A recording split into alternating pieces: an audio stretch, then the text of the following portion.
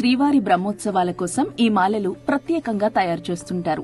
ఈ మాలల్లో పూలే కాదు అరుదైన వేర్లు కూడా ఉంటాయని మాలలు కట్టే లావణ్య చెప్పారు.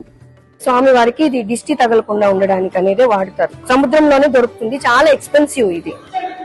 ఇది అన్ని జాగాలో దొరకదు, ఇంకెక్కడ టెంపుల్లో కూడా దీన్ని వాడరు. ఇక్కడ మన స్వామి వారికి ఈయన అలంకార ప్రియుడు కాబట్టి ఎంత ఖర్చు పెట్టైనా ఈయన చేసుకోగలరు కాబట్టి చాలా ఎక్స్పెన్సివ్. ఇది విశేషమైన ఉత్సవాల టైంలో మాత్రమే వాడతారు. అది వచ్చిన తర్వాత వేరంతా నీట్ గా కట్ చేసేసుకొని ఇలా అరిటి నార పెట్టుకొని మాలలాగా తయారు చేసి స్వామి వారికి గుచ్చుకోకుండా ఉండడానికి ఎక్స్ట్రా అన్ని కత్తిరితో కట్ చేసేసి తర్వాత ఇలా దాని షేప్ చేస్తారనమాట. ఇలా చేసి తర్వాత స్వామి వారికి ఇట్లా మాల రూపంలో వేస్తారు.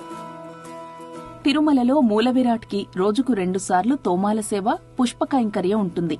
ఈ తోమాల సేవకు వాడే పూలమాలను సాలిగ్రామం అంటారు. అది ఎంత ప్రత్యేకమో ఎలా తయారు చేస్తారో చెప్పారు ఈశ్వరయ్య. స్వామివారి భుజం దగ్గర నుంచి పాదాల వరకు వేస్తే ఈ పూలమాల సాలిగ్రామం అంటాము. ఇది స్వామివారికి తోమాల సేవకేస్తే మొదటి మాల సాలిగ్రామం అంటారు. ఇది పన్నీరాకు, చామంతి, రుక్షి, లిలీస్ వీటిని పెట్టి స్వామివారి పుష్పకాయానికి సాలిగ్రామ మాలని అల్లుతాం సార్. ఇది 10 అడుగులు. స్వామివారి మాలలకు ఉపయోగించే పువ్వులను దాతలిస్తారని, బెంగళూరు, చెన్నై, మధురై, సేలం లాంటి ప్రాంతాల నుంచి అవి తిరుమలకు వస్తాయని ఈశ్వరయ్య చెప్పారు. శిఖామణి అనే మరో ప్రత్యేక మాల గురించి కూడా ఆయన వివరించారు. ఈ శిఖామణి మాల వచ్చి స్వామివారి కిరీటం దగ్గర నుంచి భుజం వరకు ఈ శిఖామణి మాలని వేస్తారు. ఇది 5.5 అడుగు సార్ ఈ మాల. ఈ మాలకు రుక్షి, చామంతి, పన్నీరాకు, లిలీస్ ఇవి పెట్టి శిఖామణి మాలను తయారు చేస్తాము. ఇది స్వామివారికి రోజుకి 2 సార్లు తోమాల సేవ పుష్ప కైంకర్యం జరుగుతుంది.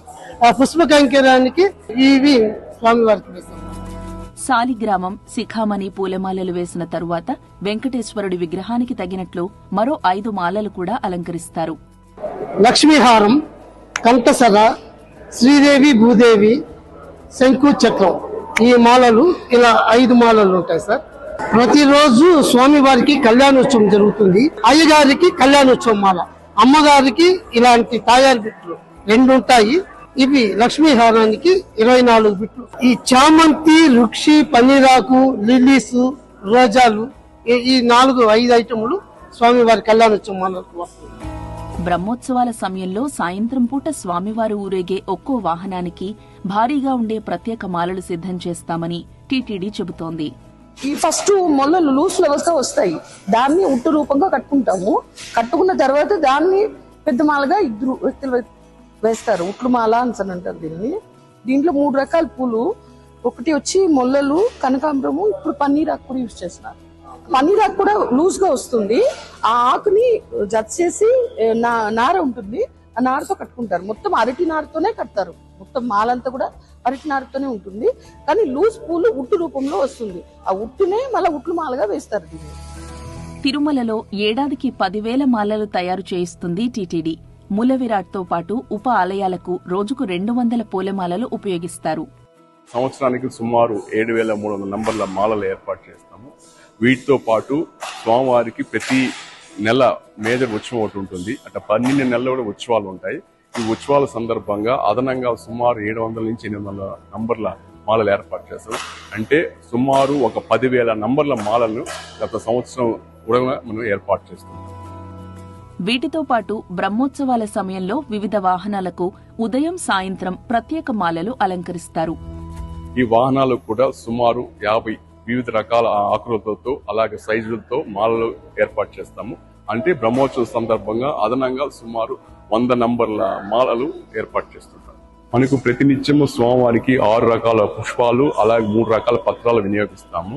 ఈ అరుదైన ఉత్సవాలు సందర్భంగా సుమారు 12 రకాల సాంప్రదాయ పుష్పాలు అలాగే 6 రకాల సాంప్రదాయ పత్రాలు వినియోగిస్తాం. శ్రీవారి బ్రహ్మోత్సవాల్లో కొన్ని రకాల ప్రత్యేక పూలను వాడతామని టీటీడీ అధికారులు చెప్పారు. మనకి మామూలుగా బ్రహ్మోత్సవాల సందర్భంగా అలాగే రథసప్తమి, వైకుంఠ ఏకాదశి అరుదైన సందర్భాల్లో మనకి మగిలం పువ్వు అంటాము, పగడ పువ్వు అంటాము.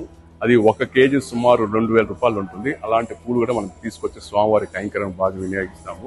వీటితో పాటు కురువేరు అంటాము. కురువేరు కూడా మనకి సముద్రం పండిస్తారు. దాన్ని తీసుకొచ్చి స్వామికి దిష్టి తగలు కూడా వినియోగిస్తాము. వీటితో పాటు వట్టివేరు అలాగే అన్ సీజన్ లో కూడా ఈ మల్లెపూలు మొలలు తీసుకొచ్చి కూడా స్వామివారి యొక్క కైంకర్యం బాగా వినియోగిస్తుంటారు. తిరుమలలో రోజుకు 300 కిలోల పువ్వులు, ఆకులు వినియోగిస్తారు. మొత్తంగా ఏడాదికి 250 టన్నుల పువ్వులు, 20 లక్షల కట్ ఫ్లవర్స్ తెప్పిస్తామని టీటీడీ చెబుతోంది. మనకి ప్రతినిత్యం ప్రతిరోజు సుమారు 300 కేజీల వివిధ రకాల పుష్పాల పత్రాలు వినియోగిస్తామంటూ. అంటే నెలకి సుమారు మనకు 15,000 నుంచి 18,000 కేజీలు వినియోగిస్తాము. అట్నే సంవత్సరానికి సుమారు 1,20,000 కేజీ, 1,10,000 నుంచి 1,20,000 కేజీలు నిత్య దిట్టాన్ని వినియోగిస్తాము. అలాగే ఉత్సవాల సందర్భంగా ప్రతి నెల ఒక ఉత్సవం ఉంటుంది కాబట్టి ఈ 12 నెలలు 12 ఉత్సవాలు ఉంటాయి. ఈ ఉత్సవాల సందర్భంగా సుమారు 130 టన్నుల వివిధ రకాల సాంప్రదాయ పుష్పాలు, అలాగే 15 నుంచి 20 లక్షల కట్ ఫ్లవర్స్ ను కూడా మనం వినియోగిస్తున్నాం. ఇవన్నీ కలిపి సుమారు సంవత్సరానికి 250 టన్నుల సాంప్రదాయ పుష్పాలు, అలాగే 15 నుంచి 20 లక్షల కట్ ఫ్లవర్స్ ని ఈ సంవత్సరం పొడవునా స్వామివారి కైంకర్యం భాగంగా వినియోగిస్తుంది. ఈ పూలన్నీ దాతల నుంచే సేకరిస్తున్నామని అధికారులు చెప్పారు.